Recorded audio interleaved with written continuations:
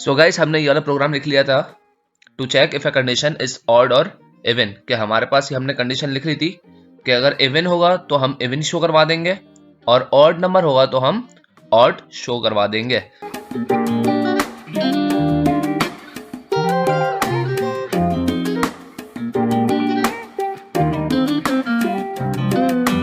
अब हम लिखते हैं write a program to check if a number is positive, negative और zero.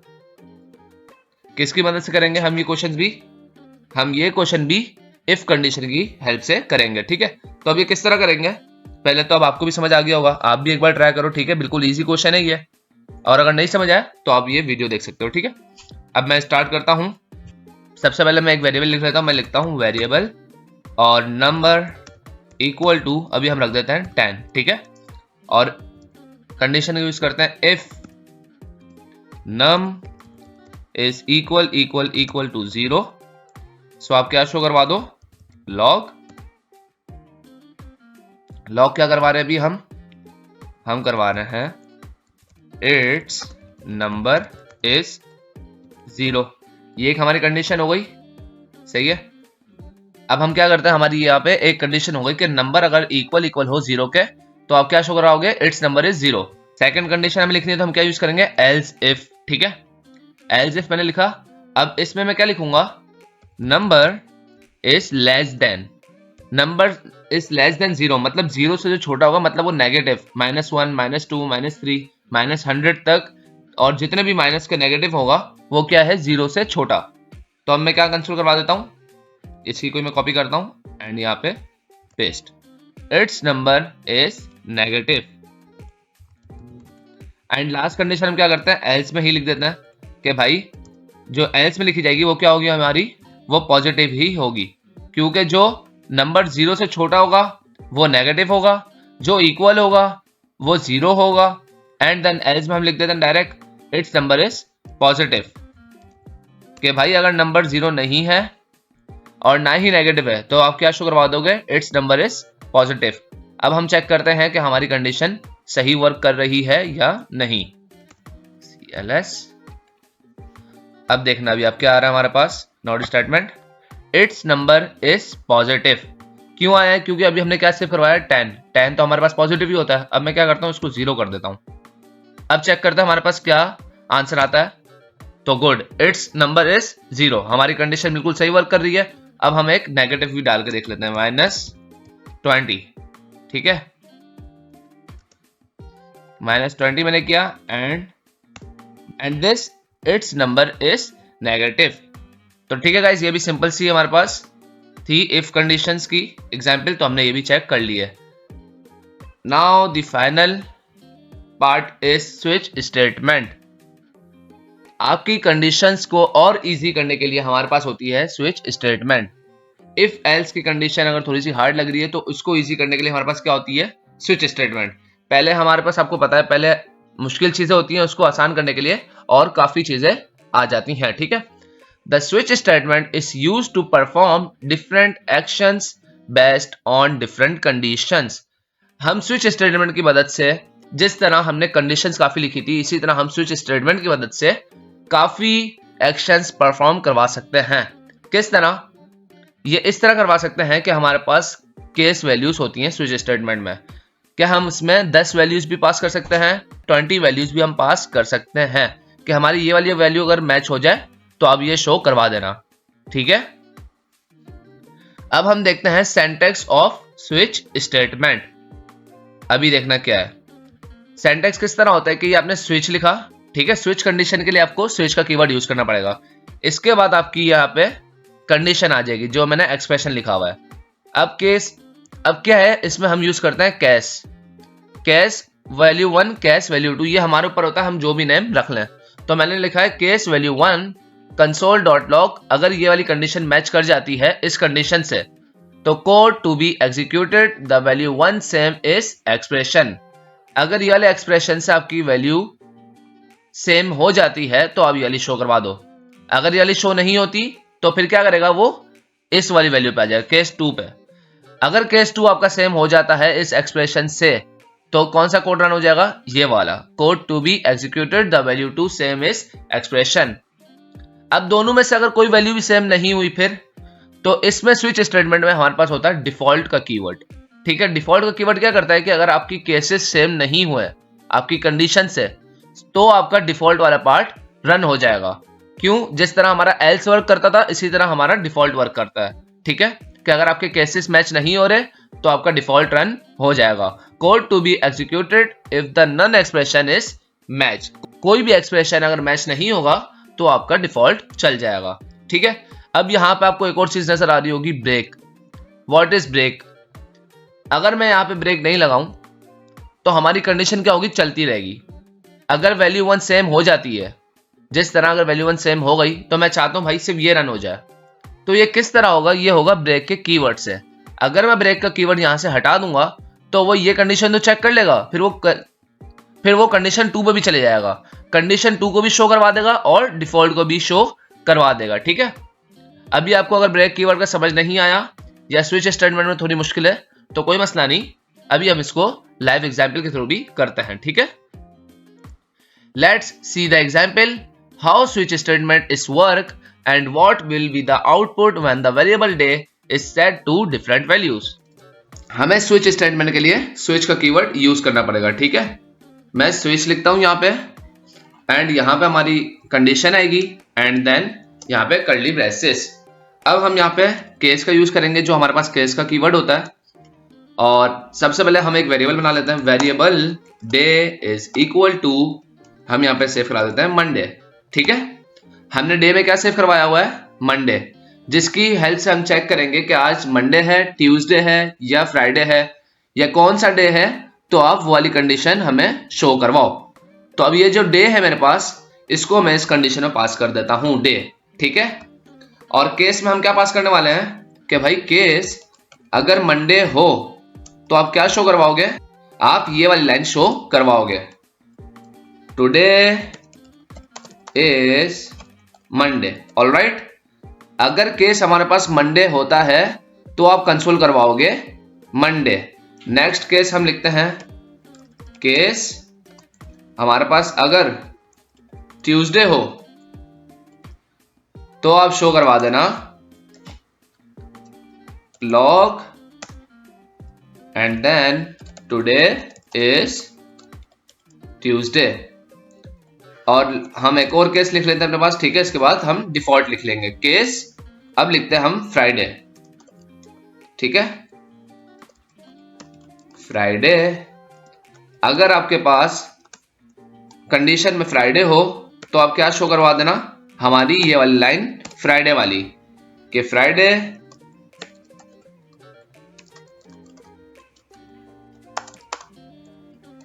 It's a nice day. क्या लिखेंगे हम, Friday it's a nice day. अब हमारे पास ये सारी कंडीशंस तो हो गई, लेकिन अभी मैंने आपको ऊपर बताया कि डिफॉल्ट भी हमारे पास होती है, कि अगर इनमें से कोई कंडीशन भी मैच नहीं होती तो हमारे पास क्या रह जाएगा, डिफॉल्ट। ठीक है, और डिफॉल्ट में हम क्या सेव करवा देते हैं, मैं डिफॉल्ट में भी ये सेव करवा देता हूं कि भाई अगर डिफॉल्ट हो तो आप क्या दिखा देना, console.log none condition is matched। अब हम जरा चेक करते हैं कि हमारे पास क्या आउटपुट आता है। हमने मंडे सेव करवाया हुआ है, ठीक है, और हमारे पास मंडे वाला केस भी है। अब हम चेक करते हैं हमारे पास आउटपुट क्या आता है। नाउ नॉट स्टेटमेंट, तो अगर आप यहां पे देखो तो हमारे पास सारी कंडीशन रन हो गई हैं। Today is Tuesday, Friday it's a nice day, none condition is matched, today is Monday, today is Tuesday, और ऑल कंडीशन हमारी रन हो गई है। मतलब कि 4 कंडीशन हमने पास की थी और चारों की 4 रन हो गई ही हैं। अब इसमें एक मिस्टेक भी है जो मैंने ऊपर अभी आपको बताया है। अगर मैं आपको ऊपर सिंटैक्स दिखाऊं तो यहां पे हमारे पास ब्रेक का कीवर्ड था जो मैंने आपको दिखाया था। मैंने इस कंडीशंस में लाइव एग्जांपल जो आपको दी, जानबूझ के मैंने ब्रेक का कीवर्ड अभी यूज नहीं किया था कि आपको मैं समझा सकूं कि अगर मैं ब्रेक का कीवर्ड यूज नहीं करूंगा तो आपने देखा कि मेरे पास सारी कंडीशन 1 बाय 1 यहां पे शो हो गई, जो कि बिल्कुल सही परफॉर्मेंस नहीं है। तो हम इसलिए यहां पे यूज करते हैं ब्रेक का कीवर्ड। और ब्रेक के कीवर्ड से पहले मैं आपको एक और चीज दिखाता हूं। अगर यहां से मैं मंडे हटा के मैं यहां पे लिख दूं ट्यूसडे। तो अगर आप केस 1 पे आओगे, केस 1 जो आपका है उसमें तो है मंडे, तो क्या ये आपका केस मैच हो रहा है? आप बोलोगे नहीं सर बिल्कुल मैच नहीं हो रहा। अगर मैं आपको केस ट्यूसडे पे ले जाऊं तो yes it's a same, Tuesday और ट्यूसडे ये केस हमारा सेम हो रहा है। तो अब ये कंडीशन स्विच कंडीशन क्या करेगी, यहां से आपका शो करवा देगी, ट्यूसडे भी दिखाएगी, फ्राइडे भी शो करवाएगी एंड डिफॉल्ट भी, लेकिन हमारे पास मंडे शो नहीं होगा क्योंकि मंडे तो हमारे पास मैच ही नहीं हुआ ना। अगर मैं आपको रन करके दिखाऊं तो now see today is Tuesday, Friday it's a nice day, none condition is match. Monday हमारे पास शो नहीं हुआ क्योंकि मंडे हमारी स्विच स्टेटमेंट में मैच ही नहीं हुआ, ठीक है, क्योंकि हमने सेव करवाया था ट्यूसडे। अब हम चलते हैं ब्रेक के कीवर्ड के साथ कि भाई स्विच स्टेटमेंट अगर आपकी कोई भी कंडीशन सेम हो जाए, अगर मंडे सेम हो जाए तो आप मंडे को रोक दो, आगे आप रन नहीं करो। अगर फ्राइडे रन हो जाए, मैं यहां पे ब्रेक का कीवर्ड यूज कर देता हूं, हर जगह हम ब्रेक का कीवर्ड यूज करेंगे, ठीक है। एंड अगर आपको लगता है कि भाई ये कंडीशन भी शो होनी चाहिए, इसके बाद भी दूसरे भी कंडीशन शो होनी चाहिए, तो हमारे पास कंटिन्यू का कीवर्ड होता है, तो हम आगे देख लेंगे। अभी आप ब्रेक को समझो कि अगर आपकी कंडीशन मैच हो रही है तो आपको ब्रेक जरूर लिखना है ताकि वो आगे रन ना करे। अब हम क्या करते हैं, यहां से ट्यूसडे को हटा के मंडे है हमारे पास, ट्यूसडे है हमारे पास और फ्राइडे, हम इसको देते हैं थर्सडे कि भाई हम देखें कि हमारी कंडीशन सही वर्क भी कर रही है या नहीं। मैं लिखता हूं यहां पे नोट स्टेटमेंट एंड रन। तो आपने देख लिया नन कंडीशन इज मैच्ड, क्योंकि हमारे इस स्विच स्टेटमेंट में थर्सडे है ही नहीं। अगर मैं फ्राइडे लिखूं तो अभी आप चेक करना, सिर्फ हमारे पास फ्राइडे वाला पार्ट रन होगा। क्यों? क्योंकि हमने ब्रेक का कीवर्ड यूज किया हुआ है। Now Friday it's a nice day, इसी जगह अगर मैं मंडे भी आपको लिख के दिखा दूं तो सिर्फ मंडे वाला कोड हमारे पास रन होगा, टुडे इज मंडे। अब ये कोड क्यों नहीं चला, क्यों ट्यूसडे नहीं चला, क्यों फ्राइडे हमारे पास रन नहीं हुआ और क्यों डिफॉल्ट रन नहीं हुआ? क्योंकि हमने इस ब्रेक के कीवर्ड को यूज किया है। Alright, so guys it's easy, और मैंने कहा ये आपको अच्छे से समझ आ जाए स्विच स्टेटमेंट। आई होप आपको अच्छे से समझ आ गई होगी जिस तरह मैंने आपको लाइव एग्जाम्पल के थ्रू समझाया है, ठीक है। एंड आपकी इफ और एल्स कंडीशन को और इजी करने के लिए हमारे पास ये स्विच स्टेटमेंट काम आती हैं। सो गाइस स्विच स्टेटमेंट की मैंने एक दो कंडीशन आपके सामने और भी रख दी है ताकि हम स्विच कंडीशन का यूज करके और अच्छे से समझ सकें कि हम स्विच कंडीशंस का इस्तेमाल किस तरह करते हैं, ठीक है। अब और आपको यही पता है कि स्विच स्टेटमेंट्स हमारे पास जो होती हैं वो हमारी इफ और एल्स की कंडीशंस को और इजी बनाने के लिए हमारे पास काम आती हैं, ठीक है। अब जो हमारे पास क्वेश्चंस है उसमें हमें क्या करना है, हमें एरिया ऑफ शेप मालूम करना है, किसका? सर्कल का, ट्राइंगल का एंड रेक्टेंगल का, ठीक है। हमारे पास 3 शेप्स ऑफ एरिया है। कितने टाइप्स ऑफ एरिया है हमारे पास? 3 टाइप्स ऑफ एरिया है। कौन कौन से? सर्कल, ट्राइंगल एंड रेक्टेंगल, जिसका हमें एरिया निकालना है, सही है। अब पहले तो क्वेश्चन समझ लो, var area of shape equal to circle, अभी मैंने फिलहाल के लिए सर्कल सेट किया हुआ है। इसके बाद मैंने रखा var x equal to 5, var y equal to 10 and var radius is equal to 2। अब आप बोलोगे सर आपने x और y तो चलो हमने वेरिएबल बनाया, हमें समझ आ गया, रेडियस क्यों आपने रखा है? रेडियस में आपको बताऊं, हमारे पास एरिया ऑफ शेप जो होता है वो होता है पाई आर स्क्वायर। अब जब आपने मैट्रिक के पेपर दिए होंगे तभी आपको आइडिया होगा, 9 मैट्रिक उसमें आपने पढ़ा होगा, हमारे पास पाई की वैल्यू क्या होती है? 3.142 समथिंग, इस तरह हमारे पास पाई की वैल्यू होती है, ठीक है। तो हमारे पास एरिया ऑफ सर्कल क्या होता है? पाई आर स्क्वायर। तो मेरे पास रेडियस नहीं था इसलिए मैंने रेडियस को बराबर कर दिया है किसके? 2 के, सही है। अब हम स्विच स्टेटमेंट की तरफ बढ़ते हैं। मैं स्विच स्टेटमेंट को एक काम करता हूं, अनकमेंट भी कर देता हूं ताकि आपको समझ आना शुरू हो जाए। अब मैं क्या करता हूं, मैंने लिखा है स्विच और अंदर मैंने कंडीशन के लिखी है एरिया ऑफ शेप्स। मैंने लिखा है एरिया ऑफ शेप्स और नंबर केस 1। हमारे पास कितने टाइप ऑफ केस हैं? अभी 3 टाइप ऑफ केस हैं, सर्कल, रेक्टेंगल एंड स्क्वायर। हमारे पास 3 टाइप्स हैं, सही है। और इसके अलावा हमारे पास एक डिफॉल्ट है कि अगर इन तीनों में से हमारी कोई भी कंडीशन मैच नहीं करती तो हमारी डिफॉल्ट वाली कंडीशन रन हो जाएगी, जो है नन कंडीशन इज मैच्ड। अब हमने क्या किया है, एरिया ऑफ शेप में नंबर 1 केस मैंने दिया है केस सर्कल। अगर एरिया ऑफ शेप में सर्कल है तो आप ये वाली कंडीशन शो करवा दोगे। अगर एरिया ऑफ शेप में सर्कल नहीं दिया हुआ तो आप नीचे आ जाओ रेक्टेंगल पे। रेक्टेंगल भी अगर नहीं दिया हुआ एरिया ऑफ शेप में तो आप स्क्वायर पे आ जाओ। स्क्वायर हमारे पास लास्ट केस है, ठीक है। अगर स्क्वायर से भी हमारी कंडीशन मैच नहीं होगी तो हमारा जो पीस ऑफ कोड है वो चले जाएगा डिफॉल्ट में, और डिफॉल्ट में हमारा कौन सा रन कोड होगा, नन कंडीशन इज मैच्ड। अब देखते हैं मैंने क्या किया है केस सर्कल में, वार रिजल्ट इक्वल टू पाई की वैल्यू मैंने लिख दी। अब मैं पाई तो यहाँ पे नहीं लिख सकता था तो मैंने लिख दिया 3.142 multiply radius multiply radius. Radius हमारे पास क्या है, ये जो हमने सेव कराई हुई है 2। पहले क्या होगा मैंने आपको बताया था, पहले हमारे पास पैरेंथेसिस वर्क करेंगे, पैरेंथेसिस के बाद जब हमारा रिजॉल्व हो जाएगा फिर ये मल्टीप्लाई होगा इससे, ठीक है। तो क्या होगा 2 मल्टीप्लाई 2 इक्वल टू 4, फिर 4 मल्टीप्लाई होगा 3.142 से।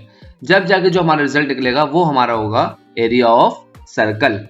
नेक्स्ट हम आते हैं और हमने यहाँ पे ब्रेक का कीवर्ड यूज किया है। ऊपर आपको याद होगा मैंने आपको यहाँ पे आपको बताया था ब्रेक का कीवर्ड क्या करता है, जिस तरह हमारी कंडीशन मैच होती है तो वो यहाँ पे ही स्टॉप कर देता है, और स्टॉप कर देता है, आगे हमारी कंडीशन नहीं चेक करता। क्यों? क्योंकि उसको कंडीशन मिल चुकी है। अगर उसको कंडीशन नहीं मिलती तो फिर रेक्टेंगल पे आता। अब रेक्टेंगल पे मैंने क्या किया है, var result equal to X multiply Y. X हमारे पास 5 है एंड वाई हमारे पास है 10, तो मैंने इसको बोला रिजल्ट 5 मल्टीप्लाई 10 और कंसोल डॉट लॉग करवा दो रिजल्ट को। इसके बाद फिर मैंने ब्रेक का कीवर्ड यूज किया है। लास्ट है मेरे पास case square, var result equal to X multiply X. Square को हमने क्या किया है आपको पता होगा, ए के ऊपर छोटा सा 2 या बी के ऊपर छोटा सा 2 उसको हम बोलते हैं स्क्वायर। तो मैंने मल्टीप्लाई करवा दिया एक्स मल्टीप्लाई एक्स कि अगर मेरे पास एरिया ऑफ स्क्वायर हो तो आप क्या कंसोल करवाओगे, इस वाले रिजल्ट को जो है मेरे पास एक्स मल्टीप्लाई एक्स। फिर अगेन मैंने ब्रेक का कीवर्ड यूज किया कि अगर यहाँ पे मेरी कंडीशन मैच हो जाती है तो फिर आप डिफॉल्ट नहीं शो कराओगे क्योंकि मेरी कंडीशन यहाँ पे मैच हो चुकी है। और बिलफर्स अगर स्विच स्टेटमेंट में मेरी कंडीशन ये वाली मैच नहीं होती तो लास्ट कोड हमारे पास कौन सा डिफॉल्ट जो खुद ब खुद रन हो जाएगा। अब हम चेक करते हैं, अभी मैंने क्या रखा हुआ है, एरिया ऑफ शेप्स में रखा हुआ है सर्कल। अब हम देखते हैं हमारे पास कौन सा पीस ऑफ कोड रन होता है। मैं लिखता हूं नोट स्टेटमेंट्स, ठीक है, हिट एंटर। तो आप देख लो 12.568 इस नंबर को आप करोगे ना 3.142 को मल्टीप्लाई करोगे 4 से तो आपके पास यही आंसर आएगा 12.568। राउंड ऑफ करोगे तो 12.57 आ जाएगा, ठीक है। अब मैं क्या करता हूं, यहां से सर्कल हटा के मैं इसको बोलता हूं स्क्वायर। एरिया ऑफ शेप हम कौन सा निकाल रहे हैं, स्क्वायर का। अब हम चेक करते हैं हमारे पास क्या आएगा, स्क्वायर हमारे पास क्या है x मल्टीप्लाई एक्स। तो मैं आपसे पूछूं 5 मल्टीप्लाई 5 क्या होता है, इक्वल टू 25। अब हम देखते हैं हमारे पास 25 आता है या नहीं। तो देख लिया गाइस आपने 25, मतलब हमारे पास स्विच स्टेटमेंट बिल्कुल सही वर्क कर रही है। और स्विच स्टेटमेंट काफी इजी बना देती है हमारी इफ एल्स की कंडीशन को भी। अगर इस जगह हम इफ और एल्स का यूज करते तो हमें 3 कंडीशन यूज करनी पड़ती, लेकिन हमने स्विच स्टेटमेंट का यूज किया तो हमारा काम और इजी हो गया, ठीक है, और आपको अच्छे से समझ भी आ गया। आप स्विच स्टेटमेंट की प्रैक्टिस के लिए आप और 2-3 कॉम्प्लिकेटेड क्वेश्चन निकालिएगा और उसको प्रैक्टिस करिएगा ताकि आपको स्विच स्टेटमेंट की और अच्छे से प्रैक्टिस समझ आ जाए, ठीक है। अब यहाँ पे हम स्विच स्टेटमेंट को खत्म करते हैं। अब हम आगे चलते हैं लूप्स की तरफ। अब लूप्स हम कौन कौन से भी पढ़ने वाले हैं, अभी हम पढ़ने वाले हैं while loop, do while loop and for loop. अब सबसे पहले पढ़ते हैं हम while loop. A while loop is used to repeatedly executed a block of code as long as a specified condition is true। अब सबसे पहले समझ लो लूप होता क्या है। लूप का काम होता है कि आपकी कंडीशन को रन करते रहना, मतलब कि एक पीस ऑफ कोड मैंने उसको बता दिया वो चलता ही रहेगा। मतलब कि मैं आपको एक एग्जांपल दूं, हमारे पास एक पानी की मोटर है, ठीक है, मैंने उसका बटन दबाया, अब वो चलना स्टार्ट हो चुकी है। अब वो जब तक चलती रहेगी जब तक मैं उसका बटन ऑफ नहीं कर दूं। समझ रहे हैं आप मेरी बात। लूप का काम भी यही है कि अगर मैंने उसको एक चीज बता दी तो वो चलती ही रहेगी, खुद ब खुद वो चलती ही रहेगी जब तक मैं उस कंडीशन को रोक नहीं देता। सही। तो वाइल लूप हमारे पास यही होता है कि अब मेरे पास एक, आप समझें कि मुझे 1 से लेके 10 तक नंबर प्रिंट करवाना है। अगर मैं यूं करने जाऊं, मैं लिखूं, मैं अगर आपको यहां करके दिखाऊं var equal to 1, var equal to 2, इस तरह अगर मैं लिखने जाऊं तो मेरे पास तो बहुत लंबी हो जाएगी। इस तरह मुझे 100 तक अगर नंबर लिखने होंगे तो मैं क्या इस तरह 100 तक नंबर लिखूंगा? नहीं, क्योंकि मेरे पास तो इतना टाइम मेरा ज़ाया हो जाएगा। तो इस जगह मेरा लूप वर्क करता है। हम लूप को बोलते हैं कि भाई आपको ये काम करना है कि आपको 1 से लेके 10 तक नंबर प्रिंट करवाने हैं। हम इसको फिर क्या कंडीशन देते हैं, var इज लेस देन और इक्वल टू 10, कि जब तक हमारा आई जो है, हमारा जो नंबर है वो लेस देन और इक्वल टू 10 के, तब तक आप उसको प्रिंट करते जाओ, जब तक आप उसको प्रिंट करते जाओ।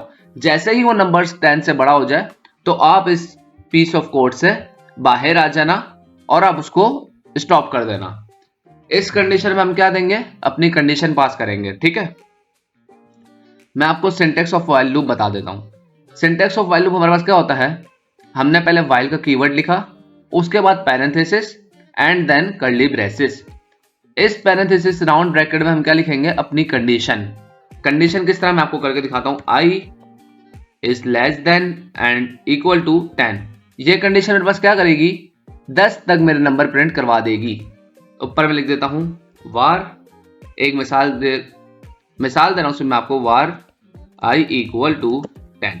ठीक है, सिर्फ एग्जाम्पल है, वार आई इक्वल टू 10। अब क्या करेगा, आई छोटा है और बराबर हो 10 से, वार आई जब छोटा हो और बराबर हो 10 के, तब तक आप ये वाला कोड रन कर, जब तक आपका ये वाला कोड रन होगा, जब तक आपकी आई की वैल्यू 10 से छोटी होगी या 10 के बराबर होगी, जब तक आपका कोड ये वाला रन होता रहेगा।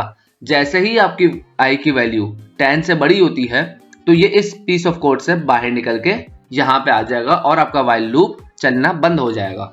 समझ आई मेरी बात? अगर नहीं समझ आई तो कोई मसले की बात नहीं है, अभी मैं आपको इमेजेस के थ्रू भी और अच्छे से समझाऊंगा while loop, do while loop and for loop, and difference between of while loop, do while loop and for loop. हमारे पास do while loop and while loop and for loop में minor सा different होता है, जो मैं आपको अच्छे से समझा दूंगा, कोई मसले की बात नहीं। ये बात अभी आपको समझ आ गई कि व्हाइल लूप हमारे पास क्या करता है। लूप हमारे पास यही काम करता है जो हमारा काम चलता रहता है। अगर मुझे एक चीज प्रिंट करवानी है तो मैं क्या बार बार खुद तो नहीं लिखूंगा, तो ये हमारे पास लूप इस वजह से काम आता है। यहाँ पे हमारी कंडीशन आ जाती है और ये कोड जो हमारे पास उस वक्त रन करता है जब हमारी कंडीशन होगी ट्रू। आप देख रहे हैं, code to be executed as long as the condition is true. जब तक हमारी कंडीशन ट्रू रहेगी ये पीस ऑफ कोड हमारा रन होता रहेगा। जैसे ही हमारी कंडीशन फॉल्स हो जाएगी ये इस पीस ऑफ कोड से बाहर आ जाएगा। पीस ऑफ कोड का मतलब इस ब्लॉक ऑफ कोड से, इस कर्ली ब्रेसेस से इस कर्ली ब्रेसेस तक, फिर हमारा कोड बाहर आ जाएगा। फिर इसको नहीं पता कि हमारा कोड क्या है, क्योंकि हमारा कोड क्या हो चुका है, फॉल्स। कंडीशन हमारी क्या हो चुकी है, फॉल्स। ठीक, अब हम चलते हैं पिक्चर की तरफ और अच्छे से समझते हैं व्हाइल लूप को, डू व्हाइल लूप को एंड फॉर लूप को। ऑलराइट।